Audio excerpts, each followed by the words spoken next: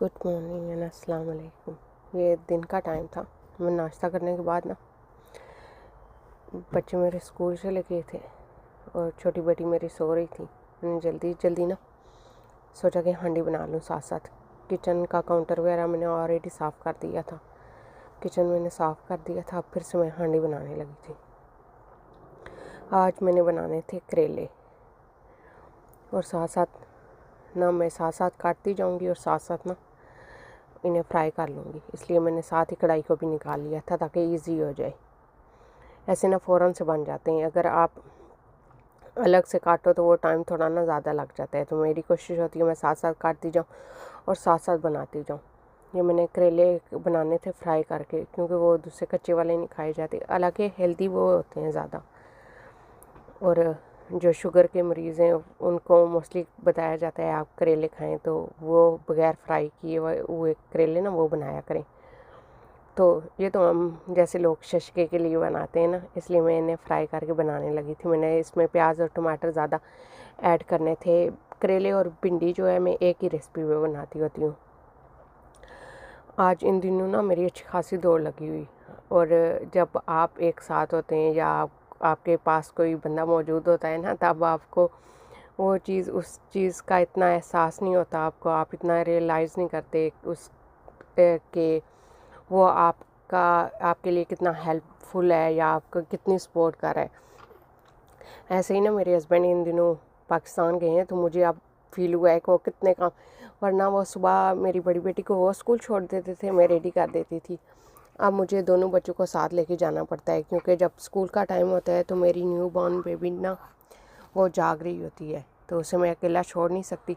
तो मुझे दोनों को एक साथ लेके चलना होता है। दोनों को साथ लेके जाना होता है। एक को पुश चेयर में डाल रही हूँ और दूसरी को ना साथ वॉक करके लेके जाती हूँ। अच्छा, नॉर्मल रास्ता हो तो इतना फील भी नहीं होता। मैं जिस रास्ता तो 15 मिनट का है, 15 मिनट की वॉक है मेरी बेटी के स्कूल की, लेकिन मसला ये होता है कि वहाँ पे ना रास्ते में एक हिल सी है, चढ़ाई सी है। वो मेरी बेटी से चढ़ने नहीं होती। चढ़ने के बाद उसका सांस फूल जाता है ना, तो वो थोड़ी सी मुश्किल से चलती है। और मुझे खुद वो चढ़ाई ना चढ़ने में बड़ा होता है कि ऊपर जाओ तो जैसे लगता है कि बस सांस आपका रुकने लगा है। और आते हुए कोई इशू नहीं होता। आते हुए तो डिलवान होती है, आप फ़ौरन से उतर आते हो। यहाँ पे मैं करेले जल्दी जल्दी काट रही थी। अच्छा, मैं 3 4 करेले ना इकट्ठे उनको जोड़ के ना रख रही थी ताकि जल्दी से ये कट जाए। मैंने 2 जो है पेड़ बनाए थे इनके, 2 हिस्सों में मैंने इनको तकसीम कर लिया था और फ़ौरन से इनको मैंने काट लिया था और मैंने इनको रख दिया था। और मैं यही कहती हूँ ना कि आजकल एज अ सिंगल पेरेंट्स मैं सोच रही थी कि वो लोग कैसे सरवाइव करते हैं। आजकल तो ये बहुत ज़्यादा हो गया, हर जगह ये एक कॉमन चीज़ हो गई है कि सेपरेशन हुई हुई है लोगों में। और मैं हमेशा यंग कपल को यही सजेशन देती हूँ कि एज अ सिंगल पेरेंट्स ज़िंदगी बहुत मुश्किल है। आपके एक तो बच्चे भी बहुत सरवाइव करते हैं इस चीज़ को लेके, वो भी बहुत स्ट्रगल करते हैं। आप तो करते ही करते हो और आप पे बर्डन भी ज़्यादा आ जाता है। और मैं सोचती हूँ कि इस चीज़ की एक रीज़न ये भी है कि लोगों में सब्र ख़त्म हो गया है। एक दूसरे को सपोर्ट नहीं करते, एक दूसरे की केयर नहीं करते। हालात ऊपर नीचे हर घर में हो जाते हैं, हर जगह पे हो जाते हैं। आप कहीं भी जाएं तो हालात जो है ना ऊपर नीचे हर घर में हो जाते हैं। कभी पैसे के भी इश्यूज़ आ जाते हैं ज़िंदगी में, कभी बहुत अच्छे हालात होते हैं, कभी नहीं होते। तो ख़ुद को ना थोड़ा एडजस्ट करने की कोशिश किया करें, ताकि आप कि हो सकता है आज का दिन अच्छा नहीं है तो अगला दिन अच्छा हो जाए। और मैं ये भी कहती हूँ कि दोनों को एक दूसरे को सपोर्ट करना चाहिए। और हाँ, ये भी है आजकल ना किसी तीसरे लोगों का ना भी बहुत हाथ होता है इस चीज़ में। आपकी सेपरेशन में लोगों की सेपरेशन हो रही है जी, मियाँ बीवी के रिलेशन में, और हो सकता है इसमें हाथ हो किसी तीसरे पर्सन का।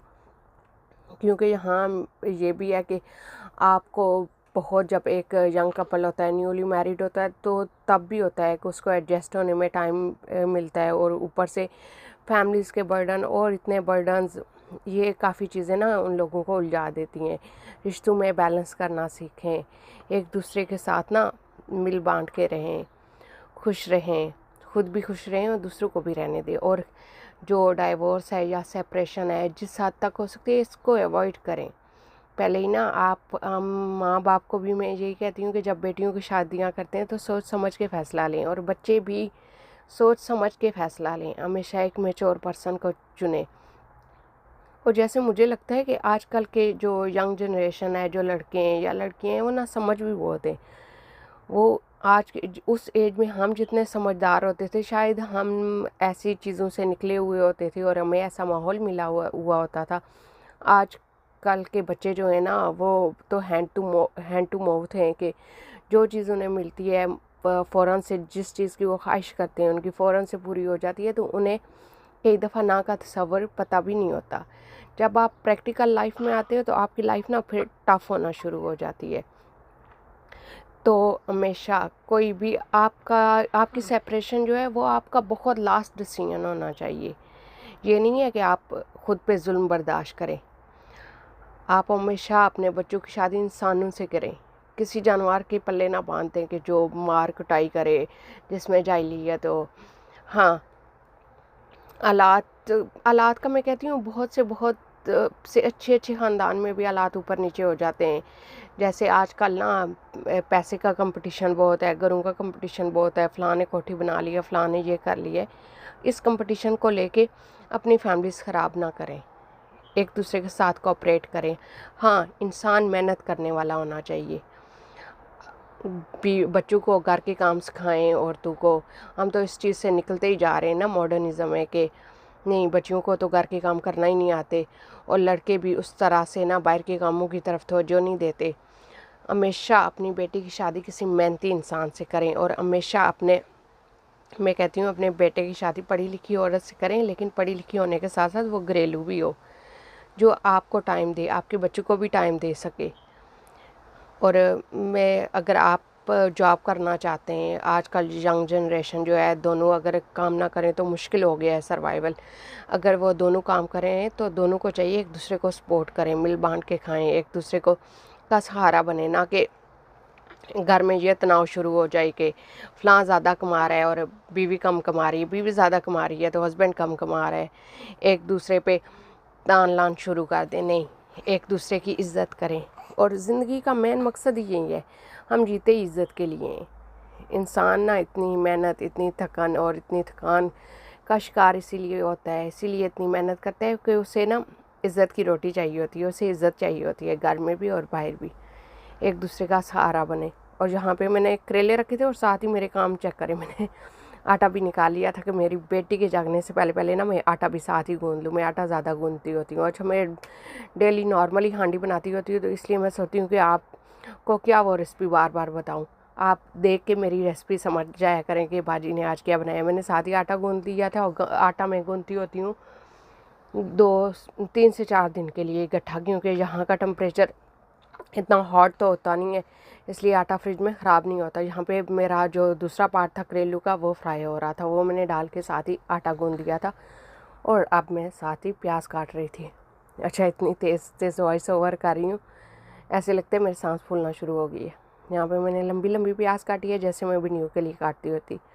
और आजकल का जो प्याज आ रहा है वो थोड़ा सा ख़राब आ रहा है, शायद मौसम यहाँ भी थोड़ा सा गर्म हो गया है इसलिए।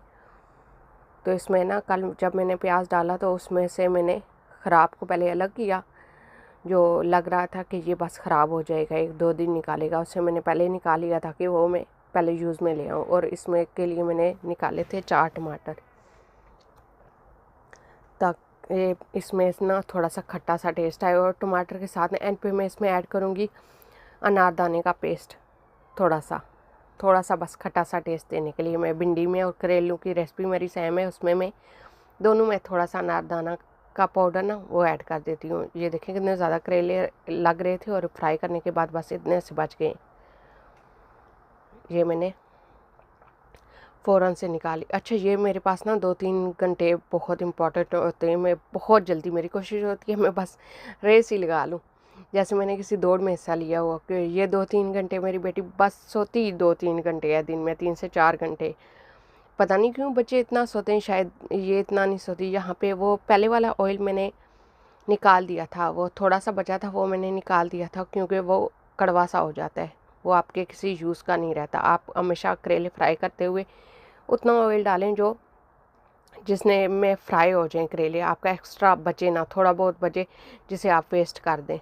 यहाँ पे मैंने जल्दी जल्दी 7 ही टमाटर काटे थे, क्योंकि इसमें का प्याज ना मैंने ब्राउन नहीं करना था, बस हल्का सा फ्राई करके इसमें टमाटर ऐड कर देने थे। मैंने 3 टमाटर काटे तो मुझे अंदाज़ा हुआ कि 3 टमाटर ही काफ़ी हैं, क्योंकि करेले थोड़े से लगना शुरू हो गए थे फ्राई होने के बाद। इसलिए ना मैंने वो एक चौथा वाला टमाटर जो है वो मैंने ऐड नहीं किया, उसको मैंने ऐसे ही रख दिया था फ्रिज में, ताकि सलाद वगैरह रात को मैंने काटना है उसमें ऐड कर लूँगी। यहाँ पे जैसे ही मेरे प्याज थोड़ी सी फ्राई हो जाए तो मैंने इसमें टमाटर ऐड करके इसमें नमक मिर्च मसाले ऐड करके इसको लगा दिया था थोड़ी देर के लिए दम पे। यहाँ पे ये देखें, ये सामने नमक ऐड किया है, इसमें मैंने क्रश चिल्ली और 1 टेबलस्पून जो है सुरख मिर्च की ऐड की है और हल्दी ऐड की है। ऐसे ना फ़ौरन से हो गया था, ये फ़ौरन से बन जाते हैं ऐसे बनाते हुए, आपको ना ज़रा भी देर नहीं लगती।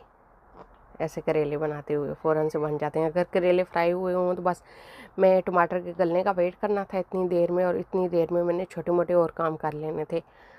मैंने जो सफाइयाँ वगैरह करनी थी, जो किचन रह गया था, मैं साथ साथ वो भी टाइडी कर रही थी, साथ साथ जो बर्तन धोने वाले थे वो भी वॉश कर रही थी।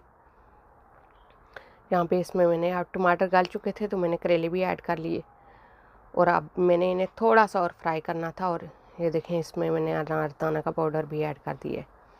अब मैंने इसकी थोड़ी सी बुनाई करनी है, फिर गरम मसाले का पेस्ट ऐड करके और मेथी ऐड करके मैंने कर देना है चूल्हा बंद, और मैंने इसे डिश आउट कर देना है। ये इतने जल्दी, आप ये देखिए कितने मज़े की शक्ल ना, कितने मज़े की लुक आ रही है इसकी। और करेले देखें जो इतने ढेर सारे लग रहे थे, बिल्कुल थोड़े से हो गए, और करेले थे भी बहुत मज़े के, बहुत फ्रेश थे। अच्छा, वॉइस ओवर करते हुए ना मैंने अपनी बेटी को भी साथ गोद में उठाया हुआ था, वो भी चूँ चूँ कर रही थी, उसकी हो सकता है आवाज़ भी आए आपको वीडियो में।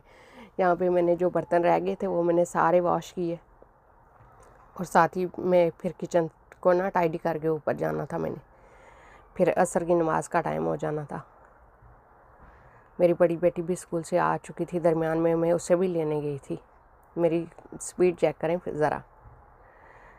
यहाँ पे फिर मैंने इस कढ़ाई को भी ना वॉश करके इसे भी ट्राई करके रख दिया था, सिंक अच्छे से साफ़ किया, और बाकी मैंने साथ ही चूल्हे भी साफ़ कर लिए ताकि फ़ौरन से ना मेरे लिए आसानी हो जाए, क्योंकि अब शाम तक तो किचन में कुछ ऐसा बनाने वाला था नहीं कि किचन में किसी ने गंद डालना है। अब रात को रोटी बननी थी, क्योंकि हम सुबह नाश्ता लेट करते हैं और फिर रात को फिर हम दिन को खाना नहीं खाते, फिर हम रात को ही खाना खाते हैं। यहाँ पे मेरा सिंक टाइडी हो चुका था, मैंने ना इसका पानी अच्छे से ड्राई किया, इस कपड़े को अच्छे से धोया, जो ये एक्स्ट्रा पीसीज आगे थे ना उसके आगे, छानी के आगे, तो वो फिल्टर के आगे वो मैंने सारे निकाल के बिन आउट किए। और यहाँ पे ये देखें मेरा